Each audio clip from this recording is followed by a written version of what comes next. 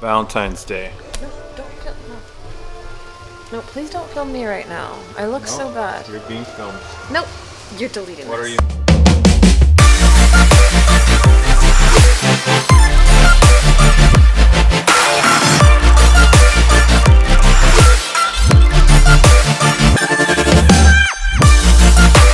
Okay, now you can redo it, okay? Alright, what are we filming? Happy Valentine's Day, everyone. Oh, what are you Hi. making? It's a shrimp stir fry. Tons of vegetables. Just a pan full of shrimp. And a little bit of noodles. Perfect. Alright, this should be a healthy alternative to going out to a restaurant. You can control your calories, we know exactly what's going into it. Looks pretty good. And for dessert?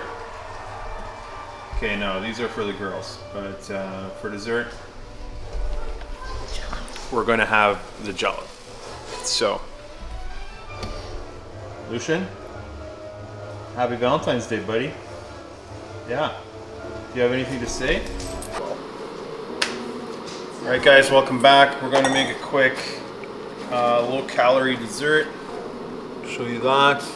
There you go. This is Jello, raspberry flavored. So for these two packages together, it's approximately 80 calories. I'll show you guys in a sec, but it makes about it makes a liter of Jello. So good snack, low calorie. I'll show you guys how I make it. First things first, you boil 500 milliliters of water. Open these two packages.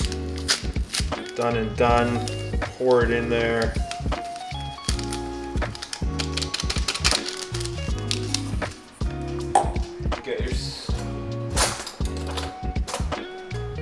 Get yourself a mixing spoon. Pour in the 500 milliliters of boiling water.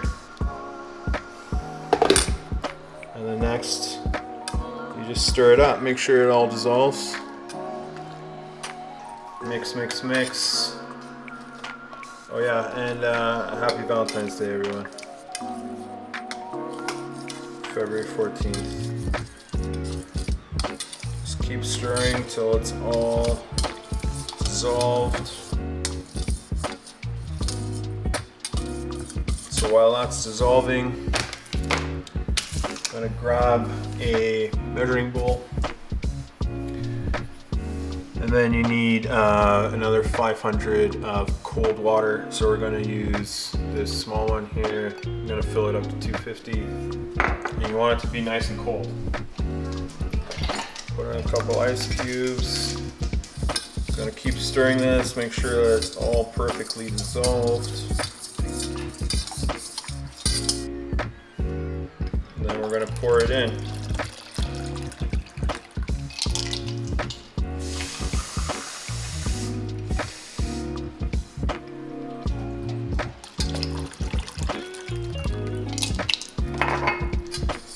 Make sure you stir that all up. Now we've added the cold water.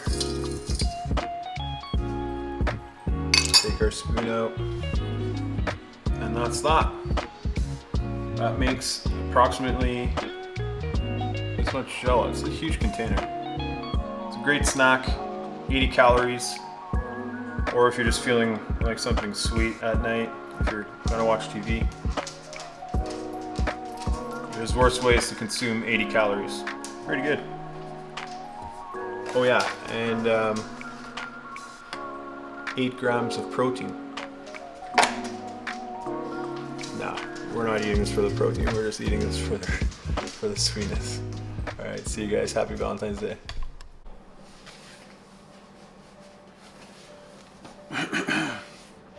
Like I've told you guys before, I've been fat my entire life, pretty much. And I told you my story with that girl in, what was that, grade 7, grade 8, sometime around then. But the story doesn't kind of end there. Basically, I didn't have any real romantic relationships. I would say not until probably grade 11, grade 12.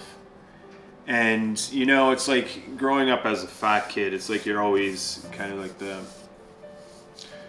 best friend kind of situation, but never the boyfriend. And I know that's kind of stereotypical, but it is true. At least that's the way it was for me. And obviously it's like, it's something that you always want, right? It's like all your friends are having girlfriends and you kind of want one too. Personally, I never had much luck. And so granted, I was always at least 50, 70 to 100 pounds overweight. Actually, like the biggest I was in high school. I weighed 336 pounds. So that is not to say that you can't have a girlfriend when you're that heavy, but for me, I didn't feel good about myself, and I think I projected that in terms of confidence, how I kind of interacted with women. I never had an issue talking to girls, but I never felt attractive, and because I never felt attractive, I didn't think anyone else would ever find me attractive either. So I think the confidence issue definitely played a role in this. And right now I'm 33 years old, so all of this is happening like over like 15 years ago. But I think one of the issues with growing up being obese is just how much it breaks down your self-esteem. You know, growing up, you never have confidence in yourself. You never think highly of yourself. You shy away from like meeting new people. I mean, I had friends, but it's like it was never you're afraid of what other people will think of you based on just how heavy you are. And I think that has to do with like just how you think of yourself in that situation. I thought very little of myself. Now being 33, like a lot of my friends are having kids now, and for any parents at home, if you guys are watching this, I beg you, do whatever you can so that your kid does not grow up being obese. I think being obese as a kid, is probably one of the most damaging things you can do to a child. Not just like psychologically, but also physically. But if they grow up being obese, like they're going to carry emotional and psychological scars with them their entire life. And those are, most of them, I would almost say, are like self-imposed, right? Just the fact that, yeah, you have low self-esteem, you don't search out opportunities, you hide away from the world, and I mean, like that then evolves into depression. Depression is also one of those things that's really scary because it's a downward spiral, right? So social isolation, depression, loneliness, all those things are caused, and I want to be careful here because it's like I don't have proof of this, okay, but I'm just talking from personal experience. Those things were caused by obesity for myself. But then when you are depressed and you are feeling lonely, then you go to food, and then the food just adds on pounds to your body, and then we're back at square one, where it's like you're just going down that circle again, that spiral. And so you just go deeper and deeper down. And so for Valentine's Day, it's like I don't think I had a legit Valentine till probably university. Okay, because it's like in university, that was the first time I lost like 100 pounds. I think obesity held me back from living the fullest life that I wanted to live, that I could have lived.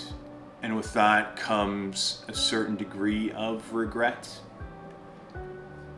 Now, I'm not saying that I wanted to be a big womanizer or whatever, but it's like, did I want a girlfriend? For sure. You know, and it's like, were there girls that I was interested in? 100%. And was me being obese a barrier to possibly pursuing a relationship? I think so. But then this is my kind of takeaway from why I'm telling you this. You know, because I don't want this channel to be like a sob story. You know, I don't pity myself. You know, it's like I did this to myself. And in life, like no one forced me to eat. You know, like no. I did this to myself. The choices that I made led me to this position. So I take full responsibility of it. And I think that's my main message here, is that you guys have to take full responsibility. And the way to deal with shame and regret or guilt, or, you know, that feeling of loneliness, that feeling of, you know, I don't feel good about myself, that low self-esteem, food is not the answer. Actually, food is like the opposite of the answer. The answer to you know, like increasing your self-esteem and getting rid of that depression is exercise and healthy nutrition.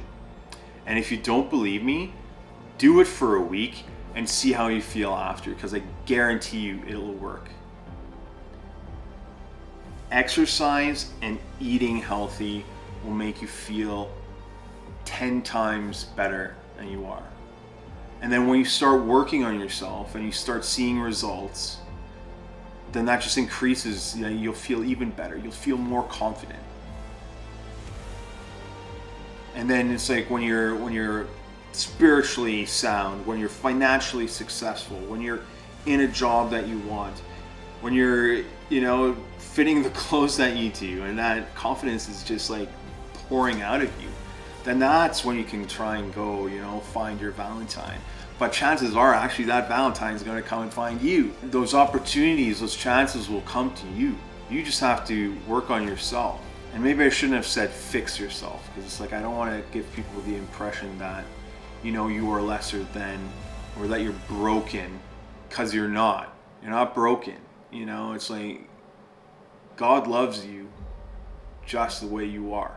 You're beautiful just the way you are. And I'm not one for like the fat acceptance movement, okay? I don't believe in that. Fat people, obese people can be beautiful, but no matter how you feel about yourself, God loves you.